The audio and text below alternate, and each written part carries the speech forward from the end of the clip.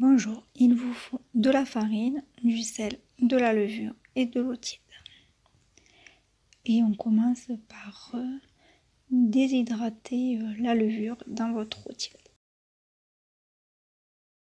On commence par vider le sel qu'on recouvre avec la farine pour pas que le sel soit en contact avec la levure. Et ensuite on verse notre eau avec la levure. Ensuite on met le tout à pétrir au robot ou à la main pendant 5 minutes. Une fois que vous obtenez une pâte bien homogène mais qui colle encore, vous pouvez arrêter le pétrissage. Vous rassemblez votre pâte au centre du bol et ensuite nous allons laisser lever la pâte pendant 1h30 à 2 heures dans un endroit sec. Une fois votre pâte bien levée, nous allons la dégazer. Moi j'ai coupé ma pâte en 4 parts égales pour faire 4 pizzas.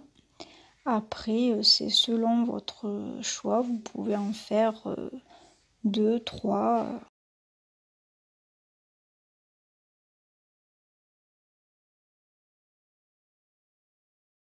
Une fois ma pâte étalée, du coup je vais la mettre ou dans un plat à pizza ou vous pouvez le mettre directement sur de papier cuisson et sur votre grille du four. Ensuite je répète l'opération jusqu'à ce que j'ai plus de pâte à étaler.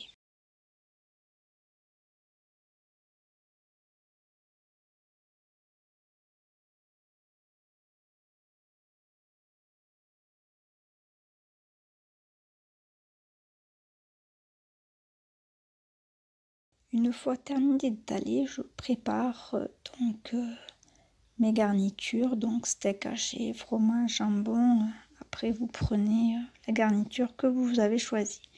Ensuite je commence à étaler ma sauce tomate sur la pâte. Et donc là après je mets mon steak haché dessus.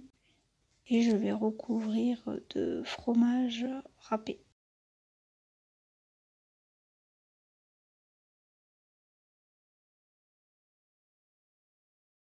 Je passe à la suivante, donc du coup là je vais faire 1 ou 3 fromages, je mets du roquefort, du chèvre et au final je recouvre de râpé.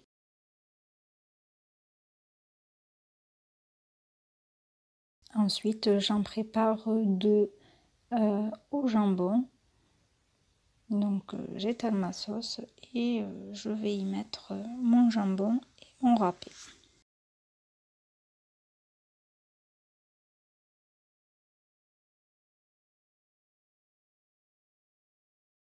Une fois mes pizzas finies, je vais enfourner dans un four préchauffé, donc à 250 pendant 12 à 15 minutes.